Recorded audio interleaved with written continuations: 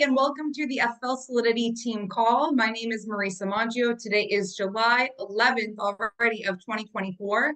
I'm super excited to be on this call today with all of you guys. Now, I know that there's a variety of different people on here, people that are writing at a really high level, building teams, people that are just getting started, and everybody kind of right in the middle as well, which I think is great. Now, I'm going to go over today just some questions that, like a common question that comes up in this business is, why do people tend to leave the business, right?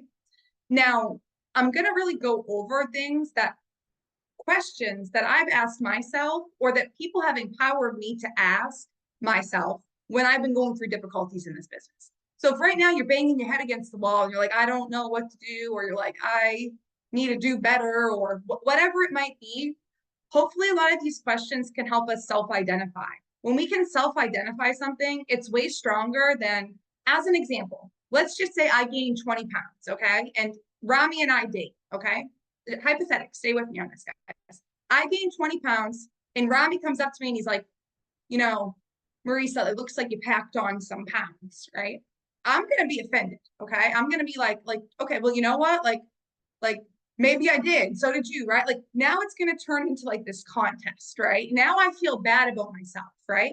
Versus if I said to like my own self, I looked in the mirror or I put on my pair of pants, is that these pants fit me different. It's harder for me to, to button on my jeans, right? Or this shirt doesn't fit the same way. I've gained some weight. That's self-identifying, right? And that feels a lot better than, for me anyways, than someone coming at me and saying like, hey, it looks like you packed on some pounds, what you've been eating, right? There's two ways in this business it's going to happen. Either way, it's going to open your eyes. It's the good news, right? Which means like you're going to go left or you're going to go right. And guys, I say that because this is not a business you want to sit around in for like months and be like, oh, it's going to get better tomorrow. It's not going to get better unless you get better. And I say that because like, guys, every single day, like I need to get better or like this business will not get better. And I am very aware of that, okay? So sometimes self-identifying is the strongest way to identify what's actually going on. The main reason we typically don't do that as human beings is we want to avoid it. We practice avoidance, right? We're like, oh, we're going to avoid like that my jeans don't button and put on different jeans, right? Rock with me on that analogy. Now, some questions that we should be asking ourselves, right? If we come to that point of like, should I be here? Should I not be here? What's going wrong in my business? These are questions that you can typically self-identify and or identify with your mentor as long as you're willing to communicate, which I hope you are, because I was not willing to communicate when I came into this industry and it hindered me for like 2 years. Like, don't let that be you. Communicate with your upline. They're there for a reason. They're not just telling you to call them if you need them. They literally want you to call them when you need them. But not just when you need them. They want to make sure you're also working your schedule. So we're going to go into that. So the first question you want to ask yourself, how many dials did I make this week? How many dials did I make today? Right? If we don't track our activity, we don't know what we're doing, right? If you don't know how many dials you made this week, I'm not going to be like, oh, raise your hand, but like know in your head, I don't use a dial tracker, therefore I'm not tracking anything. So when I call my mentor and I say, hey, I'm not sure what happened this week, and they say, well, how many dials did you make, dude? And you're like, I don't know, a lot. Like, what's a lot? Like 100, 1,000, 10,000? Like how many did you make? So guys, tracking these things is crucial. If you don't have a dial tracker, get one. All you're literally doing is putting a check on a box, or virtually the dialer will count it for you, how many outbound calls you made, which I think is great. If you have an iPhone and you're dialing off your number and you swipe all the way to the bottom of your screen and it's still people from yesterday, you did not make enough calls, period, end of story. I don't care if it's freaking Saturday at 1 o'clock. Like, nope. I don't feel bad for you. I'm off the feel bad for you train because that means you didn't even dial 100 people. Okay. So first thing, how many dials did I make today? How many dials did I make this week? Okay. Activity goals, right? The second thing is, if you're in the field face to face with folks, are you dialing on Monday and Thursday at 8 a.m.? If you're doing telesales, are you dialing every single day? Because that's our job when we do telesales, right? That's the trade-off. Are we dialing every single day, or are we dialing hard those 2 days and working hard in the field? Either way, you got to make sure that you're doing it, right? So activity, track your dials, right? Second question is, are you dialing daily if you're doing telesales? Are you dialing on Monday and Thursday at 8 a.m. if you're in home, right? Third thing is going to be before dial day, are you practicing and prepping? Now, what I mean by that, guys, I'm not saying like, every single day for the rest of your life, you need to look in your mirror and you need to say your script. But here's what I will tell you is if you look in the mirror for the next week and say your script aloud, I don't care if you say it to your dog, you say it to the mirror, because when you're looking in the mirror, you're looking typically with more conviction. It's just psychologically proven, okay? You can talk your way into anything looking at yourself. You can also talk your way out of anything looking at yourself, right? So it's going to go both ways, right? So are you prepared and practicing before your dial day? What I mean by that, guys, we have to remember, seriously, and like all jokes aside, the first time somebody said this to me, I was like, oh, that's kind of funny. The second time I was like, that really actually makes a lot of sense. Our clients are not at home thinking like, oh, what's the new objection we can give to the insurance girl or the insurance guy? Like, they're not. There's just a couple of objections we're going to get, right? So are we prepared to handle those objections, right? So what are those objections, right? I need to think about it. Call me later. I mean, I'm not interested, and they don't even know why you're calling, right? There's a lot of different, but there's only like 4 of them, guys. Like once we learn those 4, that's it, right? But like you have to be extremely intentional for at least 90 days. Again, do you have to look in the mirror every day for the rest of your life? Hopefully not. But everybody's learning curve is a little bit different. If you cannot say the script you're using out loud, if somebody woke you up in the middle of the night at your house and was like, it's now or never, everyone's going to go. Like, you better be able to say that thing. Like, I could. That's not because I'm special, but it's because I practiced so much that it couldn't become not repetitive. When, just like your favorite song, guys, think of your favorite song, you know every damn word, you want to know your script like your favorite song. The day that happens is the day that your telesales life changes, and it's the day that your in-home life changes as well, because you carry yourself with a better cadence and confidence. And that's what we need in this business. Number 4, what day are you ordering your leads? Or if you're doing telesales, do you have new leads daily? Guys, daily. I love you all. With telesales, we're dialing every single day. Therefore, we're going to need to stack the deck in our favor every day. I'll use Heather as an example. Heather has a reoccurring order on the ILC that just a couple of leads drip in every single day. And guess what? She saves 15% because she's on automate and save. Like, is Heather special? No, we all have access to that. Like, I think Heather's special, but like, like we all got access to the same thing, right? So she's a mom. She loves to save money. Like, I'm not a mom and I still love to save money. So like, like ditto that, Heather. So seriously though, do you have new leads to dial every time you're picking the phone up? Or are you dialing a stack of leads that you dialed 18 times and you're expecting a different outcome? Now, I'm not saying, guys, like, let's not get confused. I'm not saying don't dial your old leads. But what I am saying is you need to be responsible as a business owner every single week, every single day, if you're doing telesales, to be purchasing your own leads, period. Business owner. Like, let's start there. 5th thing would be, what audios are you listening to this week to get better?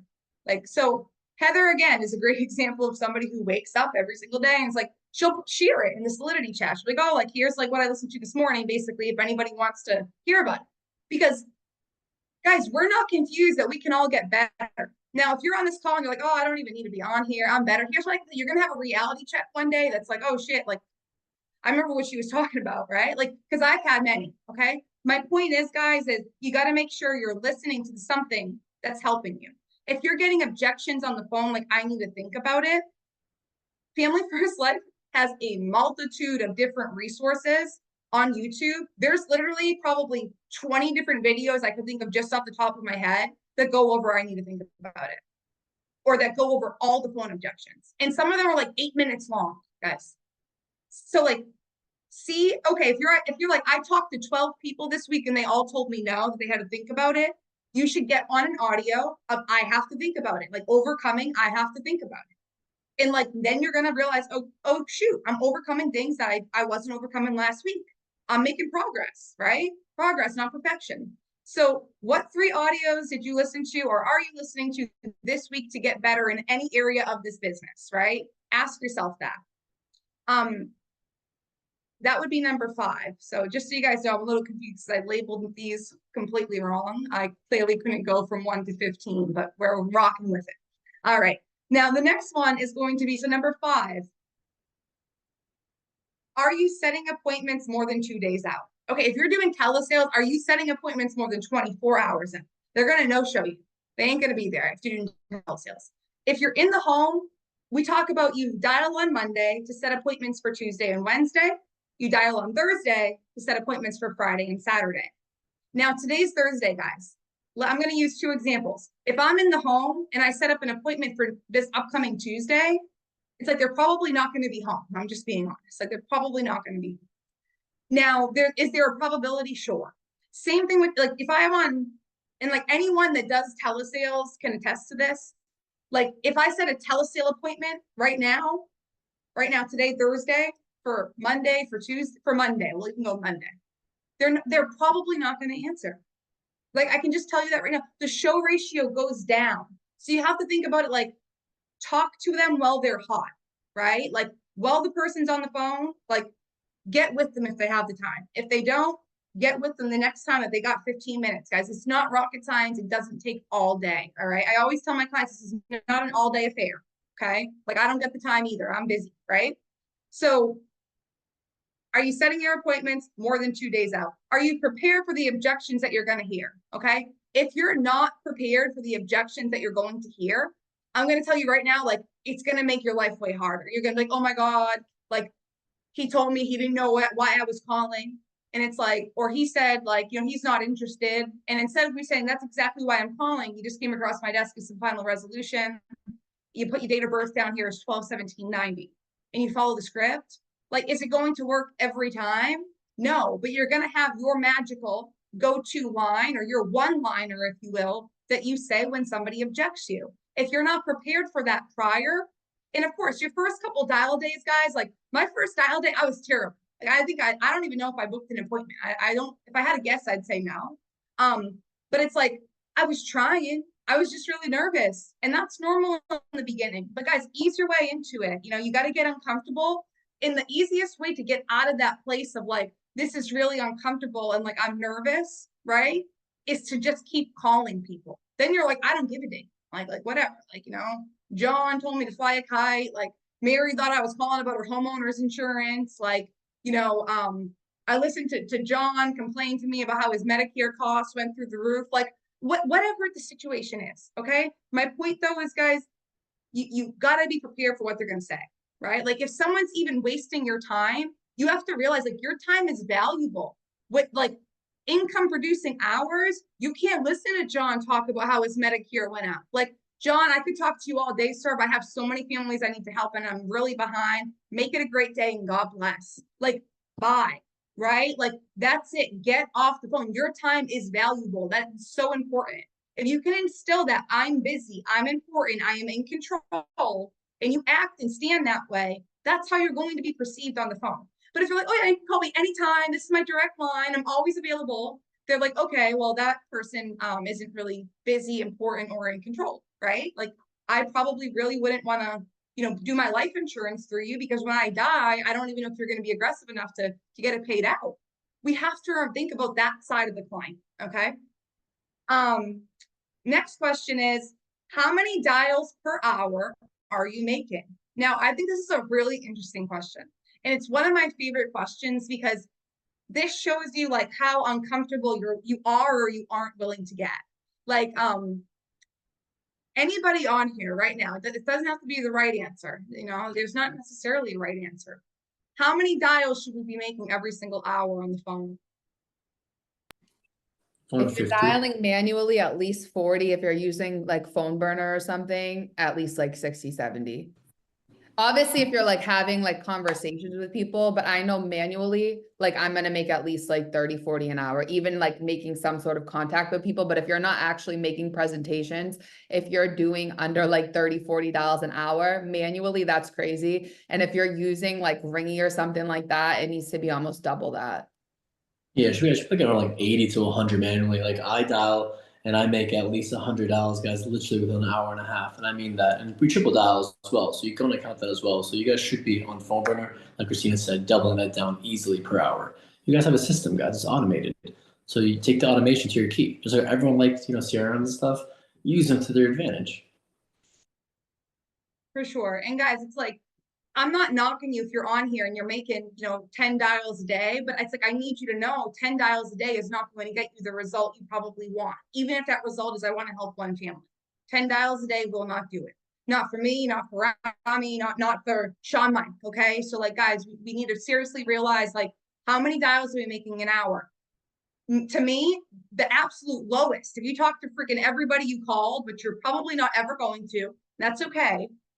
It should be 30 dials. If you're making no contact, 100 dials. If you haven't talked to nobody, you should be like, I dialed for 60 minutes because the phone rings, and I'm being serious, guys. We dial 3 times back to back. The first time the phone rings, I let it go. There's no reason to listen to people's voicemails, guys. You're wasting time. And that might sound really stupid, but I'm so serious. Like, we don't need to know, like, hey, you've reached Debbie. Right now is not a good time. We don't need to hear it 3 times. Hang up. She didn't answer. Call back. Ring, ring, ring, hang up. Call back. Ring, ring, ring, hang up. Like, that's it. We're not on the phone there for 40 seconds. If we just did what I talked about with Debbie, we call, we let it ring 3 times, we hang up, call again, hang up, call again, hang up. Like, I just made 3 dials in, I don't know, 40 seconds, maybe under that. So like, let's make sure our activity is high, guys. The biggest reason that folks leave this business is they can't handle doing the activity. And it's because they overthink it up here. Everything starts up here, guys. Like, we all know that, but like, we have to like know that when we're sitting in our feelings in an office or in our home or whatever, we have to be there. Next question is, what excuses and reasons are you giving yourself for not hitting your goals? Right? Like, I used to blame like everything. Like you name it, I blamed it. Like literally, I used to be like, well, like it was really important that I did laundry. It was really important. Like, no, it wasn't really important that I went out and drank with my friends when I was 24 until 4 a.m. knowing I had appointments the next day. Like, that was not responsible and it was not needed. But if I didn't self-identify that, right? I didn't say, what excuses and reasons am I giving myself as to why I'm not seeing success? Or, hey, you're hungover 3 days a week. So maybe that's why, like your activity is dwindling because like you don't even have the energy to like talk to people. Like, that could definitely be it too, right? So self-identifying what's going on, what experience, what reasons, or what bag of reasons are you picking out of like, like my dog got hurt this morning and like he tripped and I just want to make sure he's okay. Like, I love dogs. Like, I'm all for dogs, by the way. But my point is, guys, is sometimes we are masters in maximization. Okay. We need to be masters in minimization. When you can learn to minimize things that don't have to be a 10, because they're like barely a 1, your whole life changes. You just feel that. Like, some days I'm like, dude, like, I don't want to go through the roof. Then I'm like, dude, if I go to a 10, it's not going to help me. It's not going to help anybody around me. And like, it's going to hinder me. So like, let's just stay at a 1, handle the situation and move on. Okay. So let's be masters in minimization. Okay. Masters in minimization. Okay. We don't need to overanalyze everything. Next thing would be, so if you're in the field, did I have 5 drop-bys scheduled for every appointment I set up? You don't know what a drop-by is, please ask your upline. But did I have 5 drop-by scheduled for every appointment I had set up? If you get no-showed in the field, if you go to John's house at 2 o'clock, John's not there for whatever reason, he no-shows you, okay? You should have a place you're going next. It's not like, oh my God, John no-showed me and I have nobody to go see. You have a stack of leads, dude. Go door knock people. So if you're doing that and you're in Peabody, Massachusetts, okay, pull out your other Peabody, Massachusetts leads prior to going into the field to have them ready. So 5 per an appointment. And If John no-shows you, you go door knock those 5 people. You have a plan. It's like if we don't plan, we plan to fail. Now on the telesales side of that, right, is obviously we're not going to have drop-bys, but okay, we schedule appointments and we all know we get no-shows on telesales. The show rate on telesales is a lot lower than in-home. We all know that. It's not a secret. With that being said, when I get no-showed, do I dial in between my appointments? Or do I feel bad for myself? Like, which one am I doing? Because it's one or the other. It's never like this. It's never balanced. It's I'm feeling really bad for myself, or I'm working and feeling really good about myself, right? If you can get through the work, get through the work. And guys, everybody on here is capable. I can tell you right now, looking at everybody on here, it's like, I know you're capable and your upline knows you're capable. It's just about if you want to do it or not. That part's up to you, and it's just like it's up to me, right? So basically, do I have activity scheduled? If you're not in the field with 5 door knocks scheduled, am I dialing in between my appointments? If not, you're feeling bad for yourself or calling your friend, or I don't know what you're doing, but just don't do it because it's not going to serve you or your business. Next question was I on the team? Was I on the conference calls, right? Like, was I on the TNL? Was I on the team call? Do I plug into the virtual office? Guys, these things are so important. It's like, really and truly, I love you all, and you guys know that if you have like 5 minutes to talk to me. But it's like, if you're not on virtual office, like, do you think like, and I'm not being mean, like, do you think that like the people on this team that are writing at a high level, do you think they have to be on there? The answer is no, guys. Like, I love y'all. I love everybody here, but like with or without you guys, like I'm going to pay my bills, right? Like my bills are getting paid. I prefer it to be with y'all. Okay. But my point is I'm not over here like, oh, I need Devin to write business or I'm not gonna be able to pay my bills. Like, no, I'm doing my damn business with or without you, right? So guys, my point is you got to get really clear on what that looks like for you. If you're not getting on the conference calls, you don't got to like lie to me or your upline or like get on for attendance and try like, just don't get on. But like, be honest with yourself. Like, yeah, I don't get on the calls. I'm not plugged in. I have no idea what's going on with the company. If you don't watch the TNL, you have no idea what's going on with the company. It's like, just watch them, dude. Like, just watch them. It's going to help you. I can't tell you how many times I was in the field and I would pick up on things people would say on the TNL, and I would go into the house and I would say it and it would work. And I'd be like, oh, where did I get that from? I'd be like, oh, I was just listening to it on the way here on the TNL. Like, oh, it's funny how that works, right? The brain does great things. So was I on the conference calls? Do you have a schedule? I mean, I just hope I never have to ask this question like to anybody on here ever again. If you were just on the previous call, guys, schedule is everything. How you feel about yourself is typically going to be dictated by, did you follow your damn schedule, right? Like, it's really easy to start feeling bad for yourself and be like, this business doesn't work, or like, I don't know what to do. Like, I've been working all day. You've been working all day for the first day of this damn week. Your schedule is 9 to 1. Where were you? 9 to 1. It's 3:30, right? Like, I love you guys, but like, that's not how it works. Find a schedule that actually suits you, follow it, and have your upline know what it is. If you want to be held accountable, tell them, I want to be held accountable. Now, if you want to go rogue, meaning like you don't need no help, you know, like you're like little baby, you never needed no help, then like that's great. But like, I hope you truly never needed help, because like I did, Rami did, Devin did, Heather did, Aphrodite did. We all needed help. We all need help. It's normal, guys. If you're not getting the help you need, it's probably, and I love you, your fault.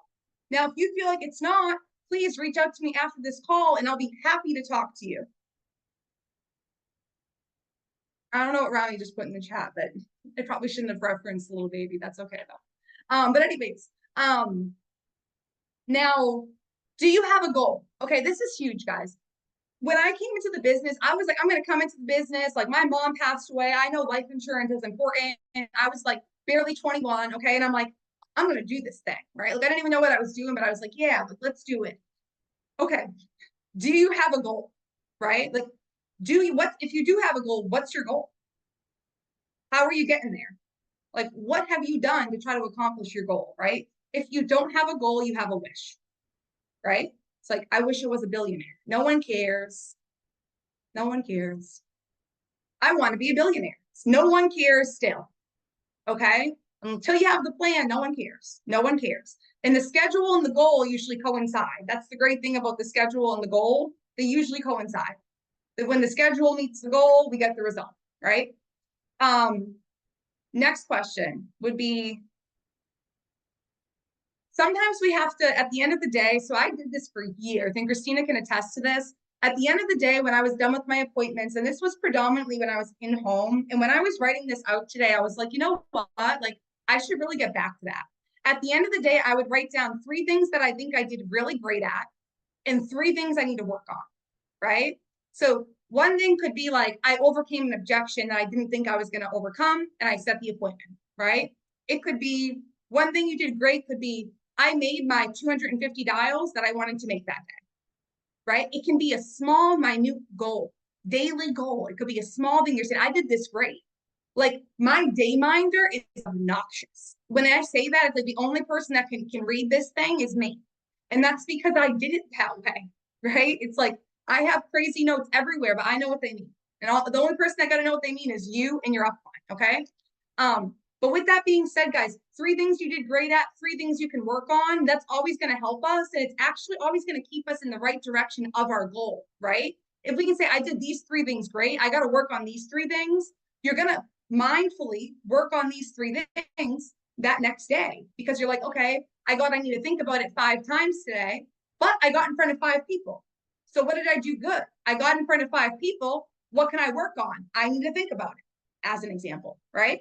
So 3 things you did great on, 3 things you could work on. This is a way of like, we're not like self-deprecating ourselves. Like, we're saying like, we're in sales. Not everyone's going to tell me yes. Not everyone's going to tell you yes. That's for sure. And I promise that.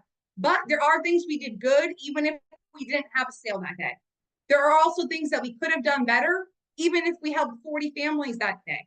Okay? There's always things we can work on.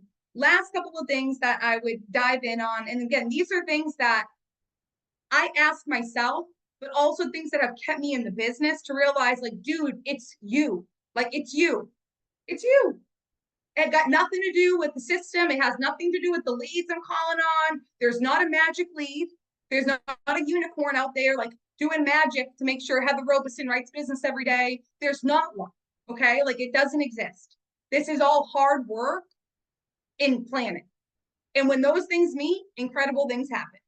So last couple of things would be, now some of y'all are going to hate me for this, but I'm okay with that. If you were your boss, would you fire you? That's written on Christina's board, and I think it has been, like, I don't know, since we got the office, literally. Like, if you were your boss, would you fire you? Based off of the goals you set, the schedule you have, and what you're supposed to do, would you fire yourself? Or would you give yourself a pat on the back and a good job? Right? It goes both ways, guys. Some days I leave the office and I'm like, shoot, if I did this every day, I would fire myself. Like, other days I leave and I'm like, I would promote my damn self, right? So, guys, so, you know, got Devin in here saying he told Christina yesterday he would have fired himself a long time ago.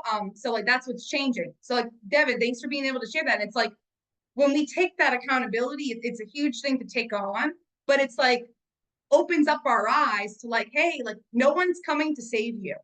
And, you know, I had the chance to spend some time with Sean Mike, and he said, you know, the day that a boy goes from a boy to a man is the day that he realizes no one's coming to save him.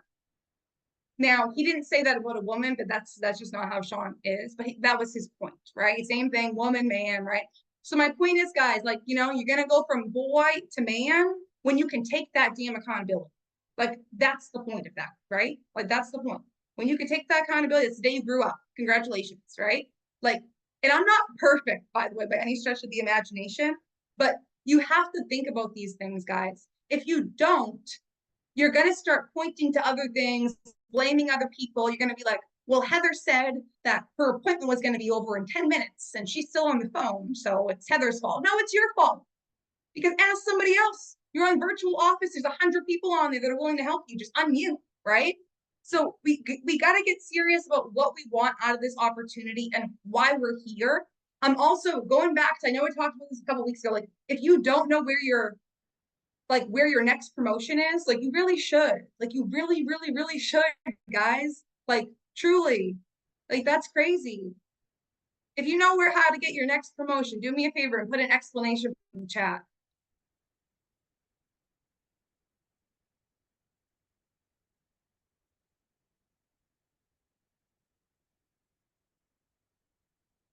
All right. All right. So I'm hoping I hope we got some more explanation points. If not, I hope we can all like eternalize this, right? Because like if you look in the chat, it's essentially people that write business every day, right? So it's not confusing, right? It kind of actually ties everything together beautifully.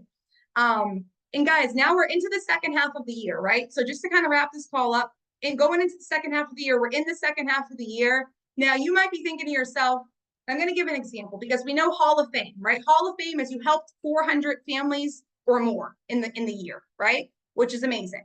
With that being said, right now, let's just say I'm going to go fake example. Let's just say you're at 150 grand and you're like, I really want to hit Hall of Fame, but I'm only at 150 grand on the year. There's no way I'm going to hit it. Well, if you start telling yourself that BS, there's no way you're going to hit it.